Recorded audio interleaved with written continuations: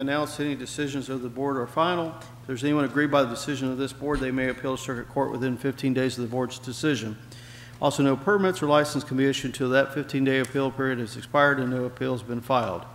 If for information regarding the board's decision or an appeal to circuit court, the Office of Land Use Administration will be your contact. As you come to the podium, if you'll give us your name and address for the record, address all your questions to the board and not to each other or members in the audience or the staff. If you've got an electronic device, I'd ask that you turn it off or on silent so you don't disrupt the meeting. And remind all the board members to turn their mics on when they make a comment or question. And we'll call roll. Starting with Mr. Golden, Mr. Milling, here. Mr. Burrows, currently not here. Mr. Metcalf, here. Mr. Coleman, here. Mr. Davis, here. And I'm William Guess. So we have a quorum. It takes at least 5 members to approve a motion either up or down. And I see no reason that we can't proceed with the agenda as it's presented. All right, application 6127, which is a holdover, James Randolph Miller. This is 620 Cumberland Road East. Yes, James Randolph Miller, 620 Cumberland Road East. Okay, yours was held over. And have you seen the staff's recommendations? Yes, sir, I have. Okay, and are you in agreement with all the recommendations or Yes, sir. conditions as well? Okay, any questions of the board for the applicant? Chair mentioned that we had in your file letters in support. I guess they're adjacent members of your neighborhood? Yes, sir. And then we also have a few in opposition. You got 1, 2, 3, 4 in opposition. And those should be presented to each of the members for consideration. Okay. Mr. Chairman, what was the nature of the opposition? That the individual had a large enough lot that they could accommodate the building without having to be within the setback requirements. Oh, excuse me, I have a couple here that say they have no opposition. This is the second one in the file. And then the third one said that property size is adequate for the storage building without encroaching on the minimum setback of 8 feet. And the last one said we should prefer to keep to the rules as stated. Okay. Okay, thank you. Yes. Just to clarify, and I think we've had brief discussion last time. Why were you unable to put, what is the hardship and why? So we've got there's a approximately 4-foot diameter live oak in the corner of the lot where we've had the storage building placed. So the storage building is actually in an L shape around the live oak. There's no way to better locate that building just due to the location of that tree.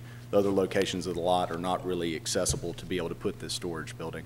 So this is the ideal location, but because of the tree, we can't get the required setback. Okay, the building was constructed on site, right? Correct. And so it's not one of those that's on a skid or delivered and anchored. Correct. No, sir, it was built on site. So for access to the building, you're saying that the tree prevents access from a vehicle or access to the, because there's an area behind it, what appears to be a garage or some other structure? There's another structure right adjacent to it, and so the location of this building where it is will still allow for access behind in the yard where it currently is now. So for a vehicle or whatever might need to get in the backyard. Okay. Do we have this? Yeah, there we go.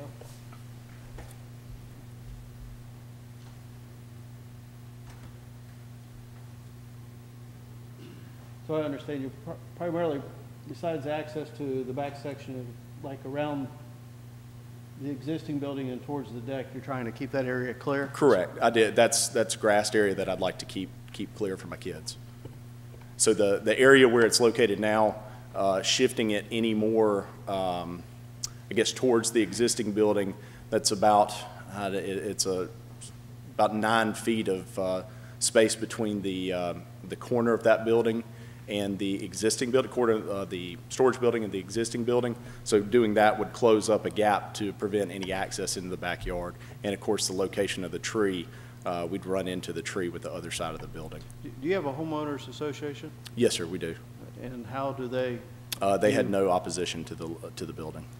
so there's no covenant standards as to a fix versus a? No, sir, I submitted the plans on what we were going to do to the homeowners association, and they had no opposition to it. Okay. No further questions for me. Once again, any questions of the board? All right. Anyone in the audience in favor of this application? Anyone in opposition? Okay. We have none present for the record. Staff recommends approval, subject to the conditions. The applicants agree to the conditions. Chair, entertain a motion. So move, Mr. Chair, subject to the staff's recommendation. Okay, I have a motion to approve, subject to staff recommendations. Do I have a second? Second. Second. Any further discussion? All those in favor of the motion say aye. Aye. Anyone opposed? Okay, motion carries. Thank you very much. Yep. All right, we'll go to the next, which is a request for an extension, it appears.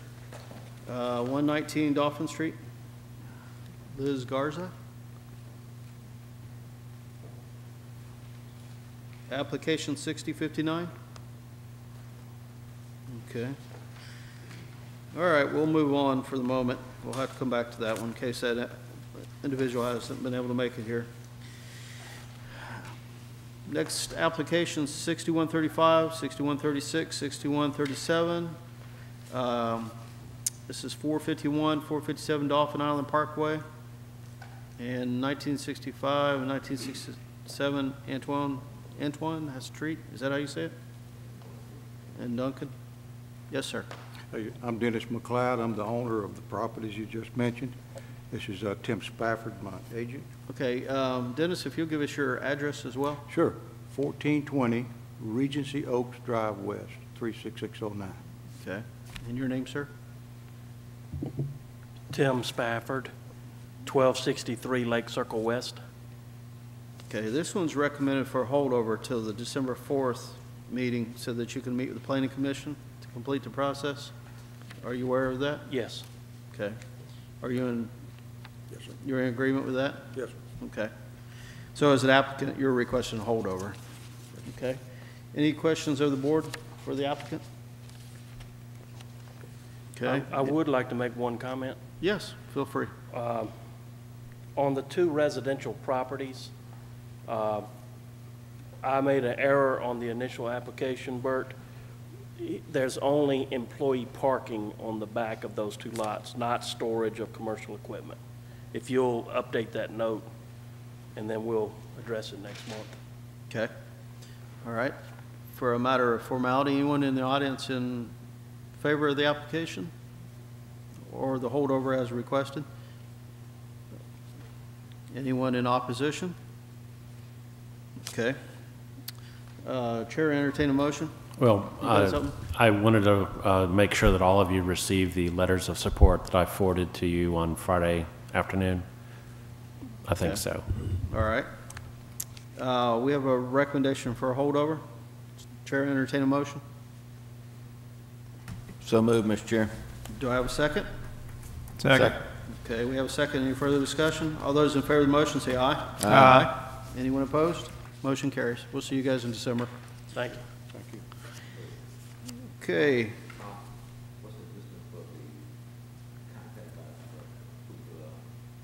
The notification distance would be 300 feet from this site. So neighbors have been notified both for their planning commission applications that they've submitted as well as the Board of Adjustment applications. So, yes, sir. Okay, application 6138, 5104, BRR Architectural, Scott Reddy. This is 101 East, I-65 Service Road South. Yes, I'm Scott Reddy with BRR Architecture, 6700 Antioch Plaza, Merriam, Kansas. I'd like to thank the board today for allowing me to be here, and also to Caldwell Whistler, Maria York, and Frank Palumbo from the staff. I'm here to present a compromise, and those options are shown in the handouts I've provided today. And hopefully everyone's received a copy of those. Yes. Okay. This is the handout? Yes. Okay.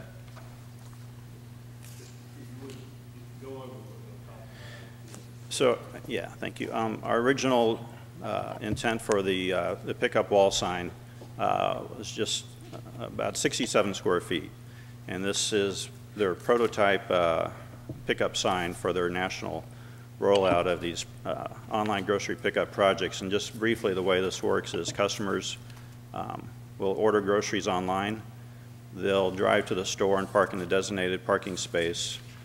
They stay in their vehicle, they don't go into the store, and then the Walmart associate brings the groceries out to the car, delivers those to the vehicle. And the intent of the signage is for directional and wayfinding signage, and I've also included directional signs that are shown on the first two sheets of the handout, just to give you an idea how to direct public customers to this particular area of the building once they get on site. We acknowledge that the staff recommendation is for denial. However, on our two options, hopefully we can reach a compromise today, and we've shown two different options. One sign that's 2'6", which is basically this sign without the logo, and then we've shown another option called option number 2. It's our 2-foot sign, and that's at 21.7 square feet, which is 1.7 square feet over the allowable 20 square feet. Unfortunately, Walmart does not custom produce certain size signage. They have proto signs in their sign shop, 2'6" and a 2-foot sign. So basically, this represents the allowable, the square feet over the allowable that we're asking for. It's basically about 8% over, and it's 21.7 square feet. Okay, any questions of the board for the applicant's rep? So just in a quick summary, that reduced option at 21.7 is about 2/3 less the size of our original intent. In talking with staff last week, there was some discussion if we made a sincere effort to reduce our size, yet still show something that directs the people to the building to know where to park, there could be some consideration for compromise. Okay, it's not, just as a reminder to the board, we had a similar variance request several months ago with the Tillman's Corner facility, right? That is correct, and that was approved. Okay. Was there any modifications or compromise? I don't recall that there was any modifications to the request for that site, since most of the signage that they had on the site was prior to annexation. And I just don't seem to recall that we had any need to compromise on that one. Okay. I've actually seen the signage out there, and then it was prior to my reviewing your application, so it was kind of timely. It's what they have out there, and this, where the signage is proposed, it's true it's on the front facade, but if you look at the photos, the last two photos on the handout I provided, they're actually on the offset wall, so actually it's kind of tucked in there behind the main building. So if you're looking at the building, you know, it's at the very far left corner. Mr. Chairman? Yes, sir. Bert, did you say we approved the same sign in Tillman's Corner? I believe we did, yes. Did it have the Sparky on it? Yes. Okay, I'm sorry, that had a Spark on it? that's what we're saying. Okay. That you have another store within the city that this had already come up. And I don't recall, I think it may not have been at that meeting, but Yeah, it was approved. Our preference would be to include the logo Spark with our sign, but in talking with our client, they would be willing to take that off if we could pursue the 2-foot sign at least, which again is 1.7 over. And we will not have any logos as well on the directional signage in the parking lot, so. Yeah, I don't remember. Does the auto area have logos? I'm sorry? Does the auto center? That's no logo on that Family Center or one. whatever? Yeah, no logo on that. They're all directional. Yeah, So- the only Spark logo on the building is with the Walmart, the main ID sign. And our reduced sign that we're showing in the packet would be in line with the auto center scale and size. Yeah, we've had similar come up with other, whether it's auto centers for service and things like that, without any kind of logo on it, which is primarily directional. Mr. Chairman, Bert, do you know how large the sign is out at Tillman's Corner? The pickup sign offhand, or? I don't have that information handy, and I don't remember. Walmart typically has 5 or 6 architectural firms nationally that do their architectural work. I'm not familiar with that one. I was in Birmingham 2 weeks ago to present to the Architectural Review Board for this their particular online grocery pickup project. We're doing some other stores, Muscle Shoals, Moulton, throughout the state and nationally. So there's a big push going forward for online sales with retailers and online sales. Okay. Any questions, once again, for the board?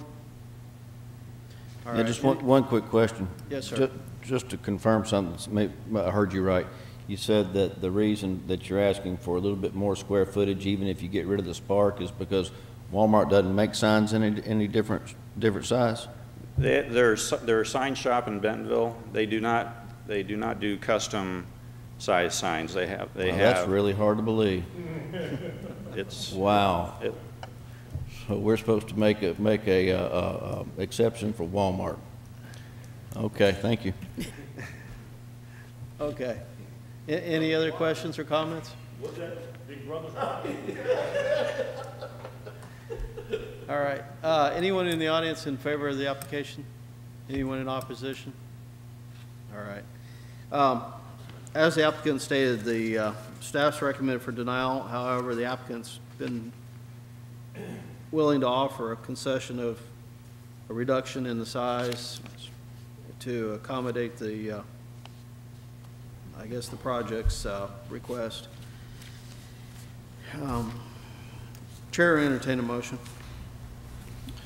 Mr. Chair, I think that the applicant has made an effort to compromise by taking his little Spark off. Since I feel so sorry for Walmart, I'll go ahead and move for approval without the Spark. Okay, I have a motion with the removal of the logo. Do I have a second? Yes, you have a second. What size, real quick clarification, what size are you? The size that was proposed, which is On the Yeah. compromise. There are two different. So we have two. So if we go with our standard 2-foot sign, 2'6" sign, I believe that's just over. I think it's 33.0 square feet. Yes. The 2-foot That's- sign is 21.7. So I'm giving you two different options. Right, so the one you see on the screen without the Spark would be the 33 square foot sign. Correct. That's our 2'6" sign. And you can see the way we measure signs and each jurisdiction is different. The way the city of Mobile is, we take a rectangle around the whole sign. So if we take the Spark off, we lose that portion, and so that counts for a lot. So this sign up here is a 2'6" sign. And that's what my motion is. your motions for the 2'6" sign, okay? Just for the record, the actual square footage is going to be a little bit bigger by our calculations than what he asked, because we will go from the bottom of the small p to the top of the capital P. So it'll be a little bit more than that shown square footage. But if you recommended the graphics as presented, we'll work off that square footage. All right. So your motion's in line with Yes. staff's recommendation? Okay. Yes, And your second as well? Yeah. All right. Any further discussion? All those in favor of the motion say aye. Aye. Anyone opposed? All right. Thank you. Thank you All for the board service. Just off the record, I've served on the board in my community for almost 20 years on Historic Preservation Board. I appreciate your time and service. Yeah, the pay's great. Thank you for your time today. All right, we're on application 6139. This is 208 North Joachim Street. I missed one. Joachim? Joachim, I mean. My pronunciation today is a little off. Your name and address, sir? Eric Droblin, company name is Employee Fiduciary. Owner of the lot is ECD State Street Properties. And you see why I didn't pronounce your name. I might have I get it all the difficulty with other. Your application is, well, it doesn't, staff doesn't give us a clear. My understanding is that before you proceed, the city council has delayed the timeframe for the, Yes, the city council voted to postpone the final date of enforcement until the end of May 2018. For the detention square. So, that being said, the photograph of the existing screening around the parking lot is up there before you, and there are additional photos in the file, I believe. correct. Okay. Proceed. I just want to make sure we had that as a matter of record. Well, I'm hoping that the photos speak for themselves in that my fence doesn't meet the letter of the code, but it does. It's a historical fence. You see the posts; those are 6 inches shorter than 3 foot. They're 2 foot 6 inches. The fence itself is 2 foot tall. There's trees that are lined across the length of the fence. I can't come up with a good way to bring it up to 3 foot without taking away from the historical character of the fence. I understand and respect the need for the code. I mean, there's plenty of terrible looking lots in the city. Mine just doesn't happen to be one of them. So I'm hoping that you guys will take a look at these, my photos. I took 7 or 8, and agree that it complies with the spirit of the rule, which again, I am fully in support of. Mr. Chairman? Yes, sir. Can either the applicant or the staff explain why this is, what's triggering this application?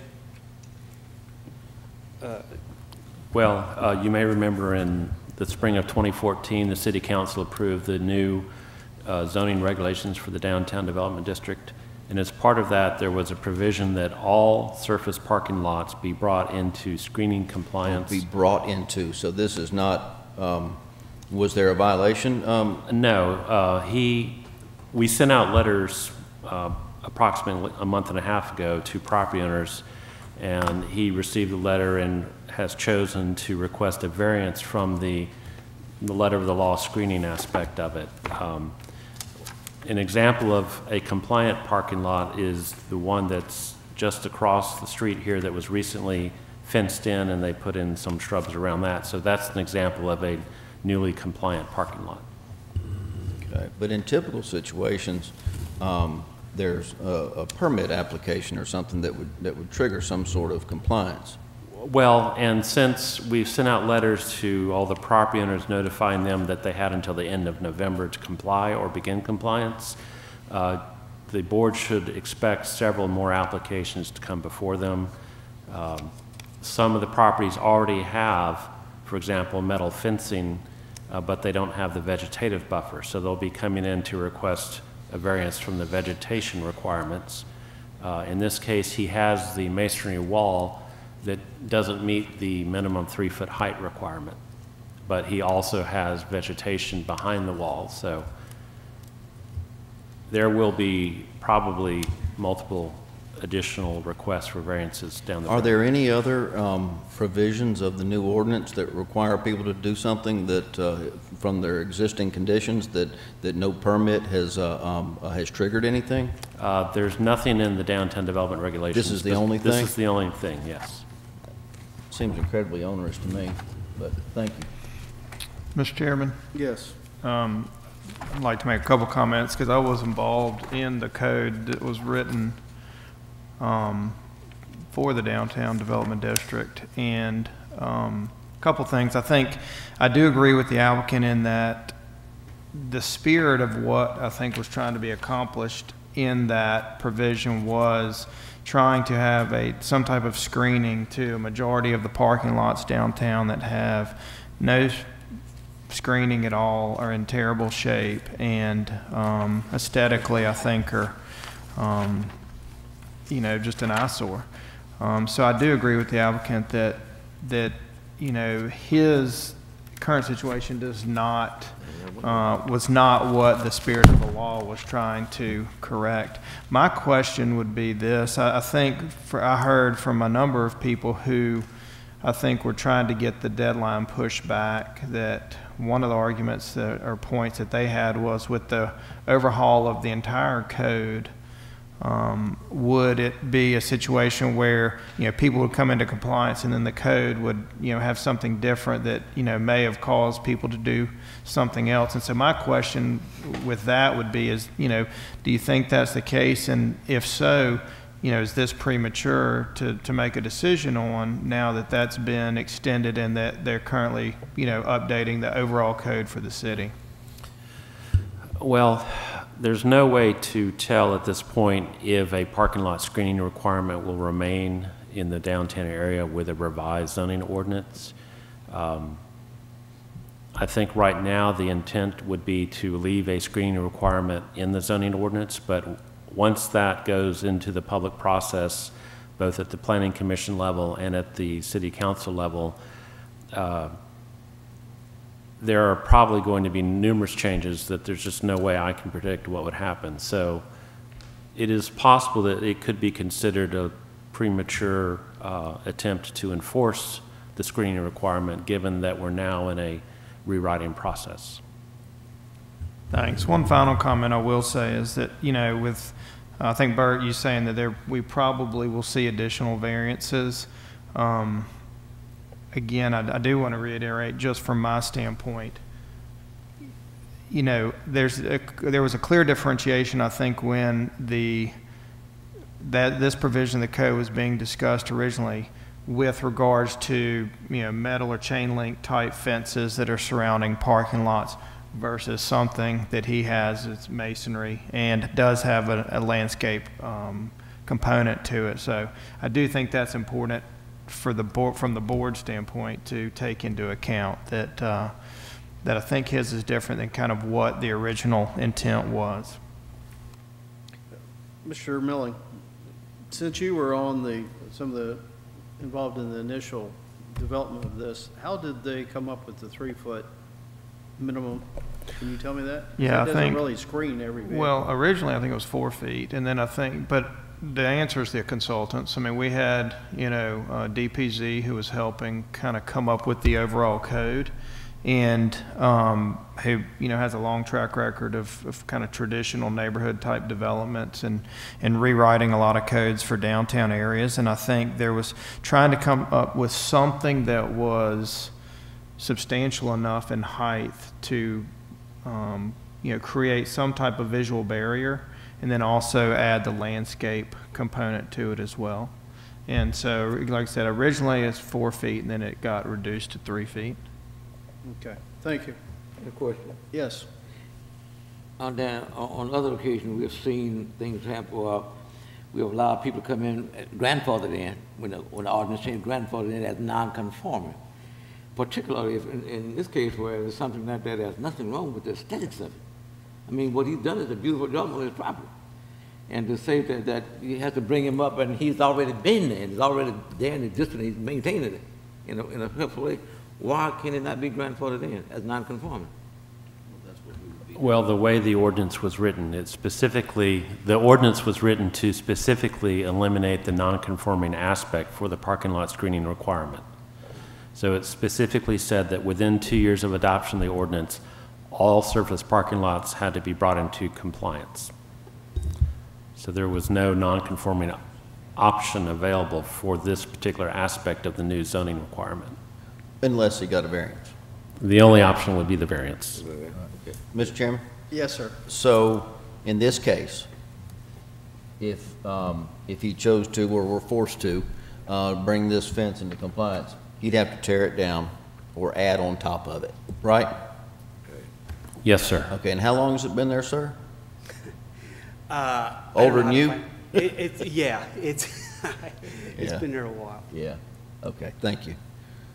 Okay, any further questions, comments from the board? I guess the question is it looks like we have several months until this is really going to Well, come not when I made the application request. And quite frankly, I mean, you know, Bert's been great, but I haven't got a lot of clear direction as far as, you know, I'm thinking November 30th, you know, so I'm thinking I gotta get on this. It's surprising you're the only one here. So, I mean, I'm trying to be proactive, you know, I'm not trying to be precipitous, you know, I'm just trying to meet the, and again, you know, there's a lot of terrible looking lots out there, so I understand and appreciate, you know, this rule, but my lot, I mean, it looks nice, you know, and to add something on top or do something that kind of corrupts the way this thing was built and designed 50 years ago, I mean, where's the value in it? I just, you know, nobody's been ever shown me that, so. Okay. All right. Anyone in the audience either in favor or opposition? Okay. None for the record. I'm going to vote for Any further questions or comments of the board? it. Mr. Chairman? Yes, sir. I think that, well, I want to state that I appreciate you being here and taking a proactive approach to it. You bet. And I think that you being here and asking what you're asking for is exactly what you ought to do. I think that anyone or any ordinance that would, in this case, make you do anything other than what you've done is ridiculous. And I think that, as Mr. Milling said, that it does meet the spirit of it. It may not meet, 6 inches, but meets the spirit of it, and I don't want you to come back again. So with that being the case, I move for approval of the application. Thank you. Second. Okay, I have a motion with a second. Any further discussion? All those in favor of the motion say aye. Aye. Anyone opposed? Okay, motion carries. Thank you, guys. Yep. Take care. All right, application 6, my understanding is the applicant's withdrawn. Yes, he sent an email on late Friday afternoon requesting withdrawal of all of the signed variance requests. Okay, Really? do we have to make a motion, therefore it's no longer on the agenda? Good deal. All right, I'll go with my agenda.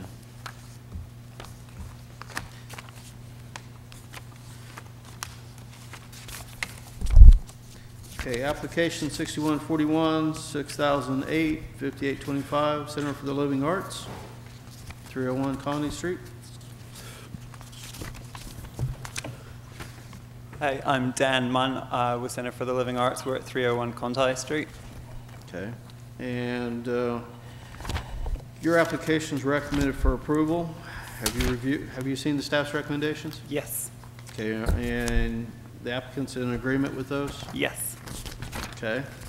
Any questions of the board for the applicant?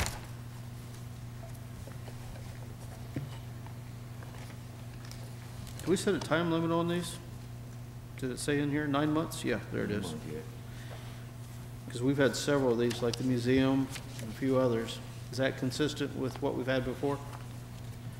Yes, sir. Okay. It is. All right. Matter of record, no one in the audience either in favor or opposition present. All right. Questions of the board?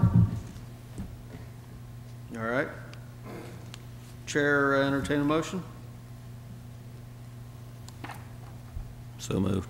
I have a motion to approve. Do I have a second? Second. Second. Any further discussion? All those in favor of the motion say aye. Aye. Anyone opposed? Okay, motion carries. All right. Thank you. All right, other business? We've got a, Yeah, you got 6059, Mr. Chair. oh yeah, we have to go back to the previous one. That was number 2, right? 6059? Mr. Chairman? Yes, sir. Question for the staff. Have y'all had discussions with Ms. Garza? She submitted this extension request after consultation that she made with the Downtown Development District. I'm wondering if she thinks that by, with the staff recommending approval, that she maybe assumed that she wouldn't have to be here? That I can't answer. I did send an email to her and to Fred Renfrey because he helped her get this extension request in. Did Fred respond? They haven't responded, but Okay. they did submit for a signed permit application, and I believe the permit was issued. It just hasn't been fulfilled yet. So by renewing this extension request, that allows her signed permit to move forward. Okay. So it's well in the process? It's in the process, yes, sir. All right. And based on the fact it's a request for an extension, I'm thinking that's something we ought to consider. I think so. All right, Chair entertain a motion. I move to approve. Second. For the 6 months? Yes. And do I have a second? Second. Second. Any further discussion? All those in favor of the motion say aye. Aye. Anyone opposed? Okay, motion carries. All right, we've got a business meeting coming up. What was the date again? That will be Thursday, November 30th at 2 p.m., and it will be in the multipurpose room up on the main floor of the plaza. And it will be Mark White, who is the zoning consultant that the city has brought on board regarding rewriting the entire zoning ordinance. He'll be giving a presentation of the direction that they're going with the zoning ordinance, and I know that Chairman Guest has seen some of that already. But he'll kind of inform you of what changes are being considered and how that might affect the role that the Board of Adjustment plays. And, you know, ideally, it'll reduce the number of variances that have to come through here. And then maybe it'll be for different types of things. But if you would like to see some of the documents that have been prepared so far, I did put the web address on your agenda there, so you can go in there and download those documents. Yeah. Have any of you looked at the modules that they posted so far? Any questions, anything substantial? Yeah, I haven't seen anything. Oh, you have? Yeah. I can do that. It includes a new use chart, new zoning districts, new site development standards and things like that. So it would dramatically change what you've been used to for all these years. So. And so, obviously, from the last application we had, the entire zoning ordinance, including the new downtown development district, is included in the review? That's correct. Okay. If you get a chance to look at it, the modules that are available, it may be helpful for our meeting.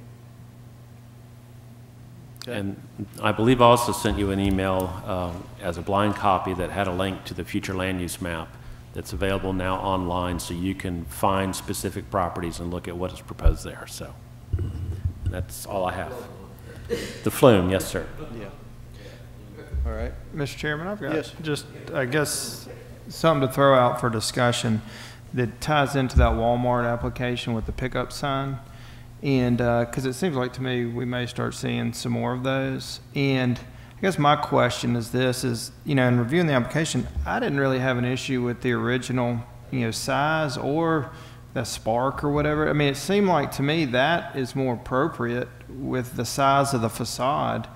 You know, it's not really advertising their company, but aesthetically, to me, it looked a lot better than just a blank pickup sign that's, you know, now to me, undersized for that monster space. So, again, I don't think it's a huge issue one way or the other, but it just seemed like to me, you know, I just don't see the harm in, you know, these signs when they're not, I mean, it's not, to me, it's not a blatant in-your-face advertising sign for the company. It's more of a clarification to try to help somebody navigate, you know, a fairly large property. So Jeremy, I don't know what think other people's I think opinion. that's part of what they're talking about, that in the ordinance, that's a flaw.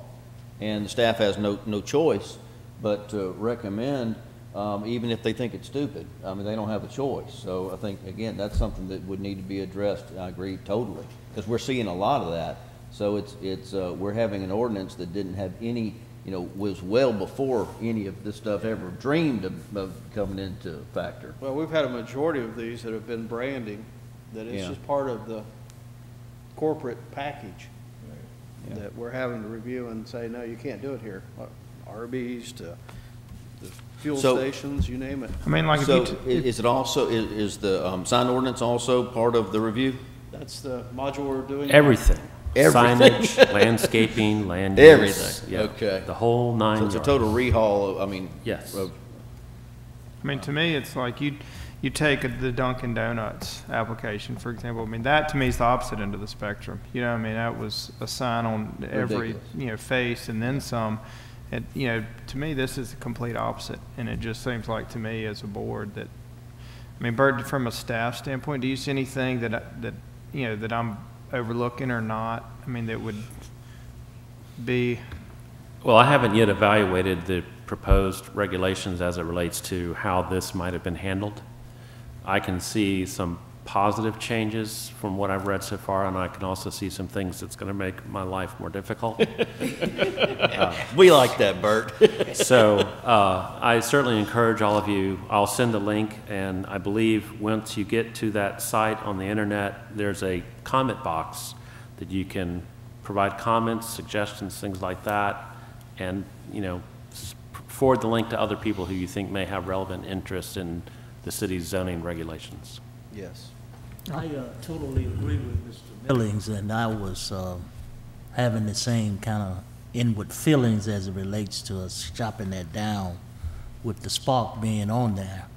And as a result of what I feel we are supposed to be about, I think that kind of took away from a reinforcement of this board to community needs. You know, that really helps people when they can just see that logo, they can see that spark, and it may be viewed as not necessarily a hardship, but it may be a way of helping Walmart. But still, we need to look at being very objective in what we look at and what we vote on. I think what you're saying is Mr. Metcalf is not sensitive to community needs, All right? right. All right. Call to order. I didn't hear what he said, but I bet it wasn't good. We cannot say anything derogatory towards our board members. All right, Mr. Anderson, anything from your standpoint with current topic? The one legal thing that has happened since I think we last met, the Haint Blue Brewery over on Canal, Yeah. Ice House, old Ice House, Crystal Ice House. Circuit Court Judge Brooks did uphold the variance, the use variance, with some conditions attached, and we are in the appeal period. I think it's been about a month ago, so we're getting pretty close to the end of the appeal period, but that's the only activity we've had recently. How about the MW on the Beltline? The big welding thing. Did you just shirk your, hey, did you just shirk your microphone? I don't have a file. I don't think we've issued a new notice of violation to them, so we will need to do that. I have one for you. What about the Rester Brothers? The Rester Brothers, the property has been sold, and it's been cleaned up, and they're still considering a proposed use for the property, using its non-conforming status for the most part. That wouldn't require a variance. That's correct. No alcohol, right? That's correct. A breakfast and lunch restaurant with no alcohol. Well, and of course, the zoning ordinance does not control the sale of alcohol specifically. It's the city council that, and the state that issue the license. Yes, Mr. sir. Anderson, what about Hub City? Hub City. Wasn't that one of the applicants that we've had, the Gulf Coast Wheels and Gulf Hubcaps? Coast? Yeah. Spring Hill Avenue? Oh, gosh, yeah. Well, he's approaching compliance. We've been to his site several times over the last 6 months and walked through the building, and he has done some things to try and bring the building into compliance, but as of the last visit, which was about 2 months ago, he still had some things to do on the interior, and I'm not sure of the time frame he's been given to complete that process. Every time I see his commercial, I think about it. So. Yeah. Well, he's well beyond the compliance date from the variance that was approved. Yeah. Okay. Any further questions of the board? All right. Motion to adjourn. Go. Agreed. See y'all.